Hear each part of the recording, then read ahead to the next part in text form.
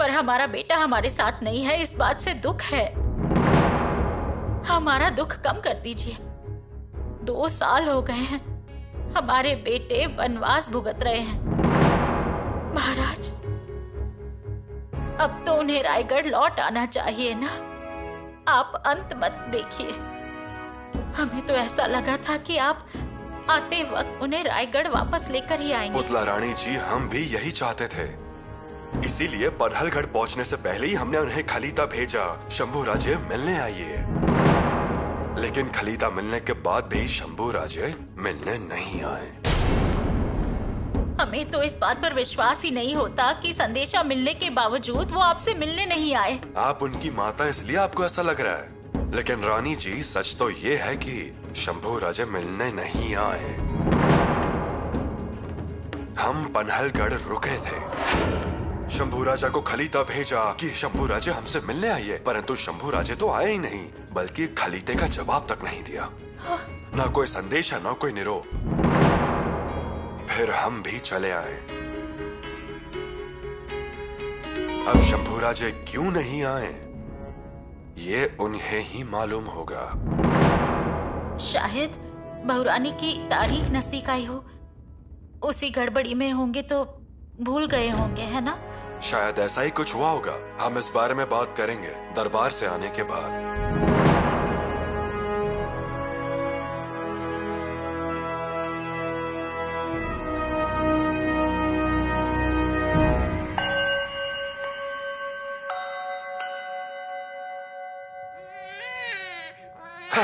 पिताश्री। युवराज जी।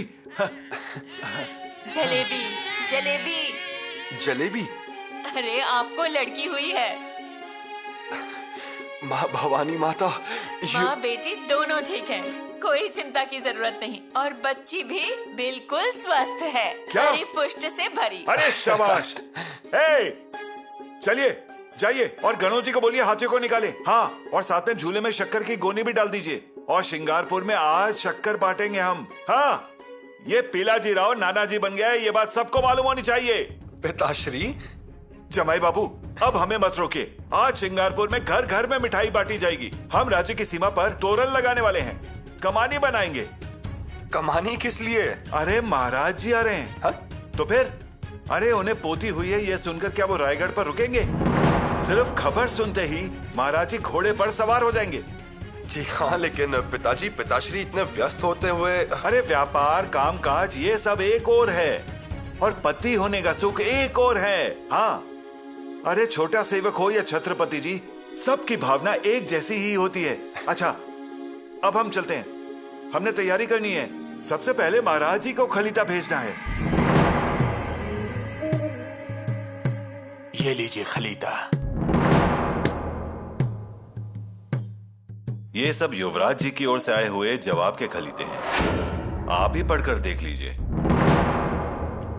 आज तक स्वराज्य में ऐसी गुस्ताखी और उल्टे जवाब वाली भाषा मंत्री लोगों के लिए किसी ने इस्तेमाल नहीं की।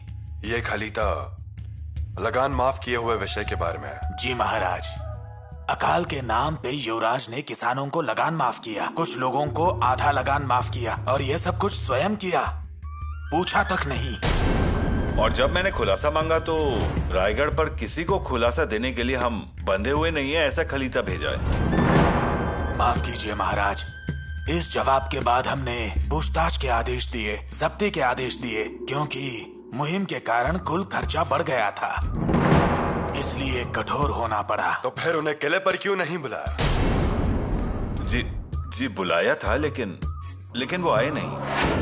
यानी कि जब दिलेर खान ने सीमा पर सेना भेजी, तब महारानी जी ने स्वयं उन्हें बुलाया था, ऐसा खलीता भेजा था, ऐसा संदेशा मिला था उन्हें। तो फिर क्या युवराज आए? महाराज जी, हमें बताते हुए बहुत बुरा लग रहा है, लेकिन युवराज जी सेना लेकर नहीं आए। अरे कैसे आते? उनका और दिलेर खान जी का दोस्ताना भी तो बहुत हो गया ना। पंत, आप ये क्या बोल रहे हैं? युवराज का और दिलेर खान का दोस्ताना? अरे शुरू में हमें भी विश्वास नहीं हो रहा था, परंतु दिलेर खान का भेजा हुआ जासूस शंभू राजे तक पहुंचने से पहले हमारे हाथ लग गया। आपकी आज्ञा हो तो उस जासूस को हाजिर करें।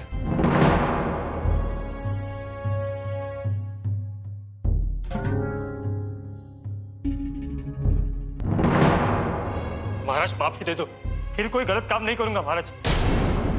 इससे जब्त किया हुआ ये खलीता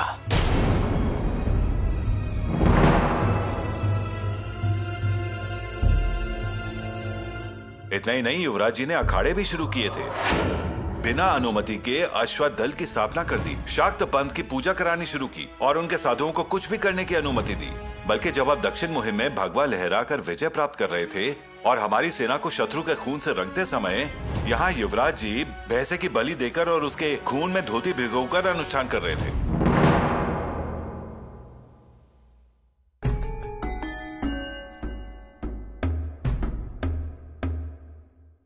एक बार तो उसके लिए भी माफ कर सकते हैं, लेकिन सत्ता प्राप्ति के लिए युवराज जी ने कलश अभिषेक किया है।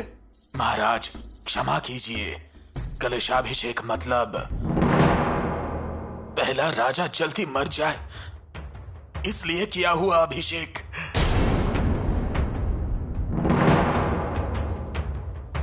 महाराज जी क्षमा कीजिए,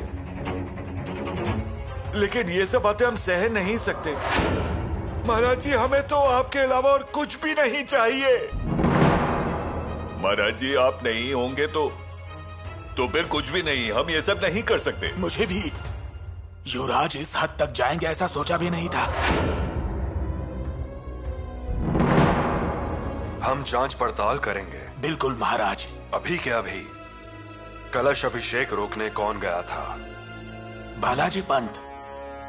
उनकी गर्दन पे भी तलवार लगाई युवराज ने, पूछिए उनसे। बालाजी पंत को बुलाइए।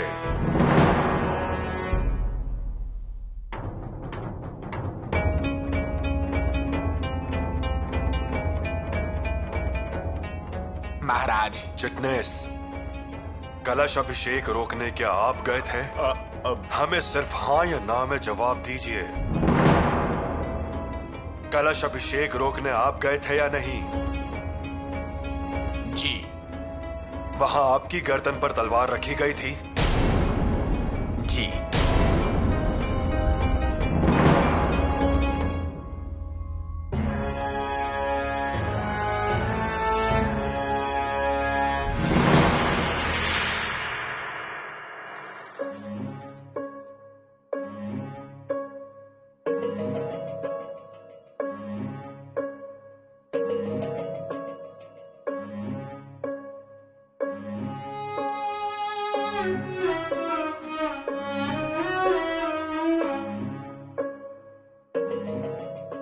अजय जरा बेटी पर ध्यान दीजिए।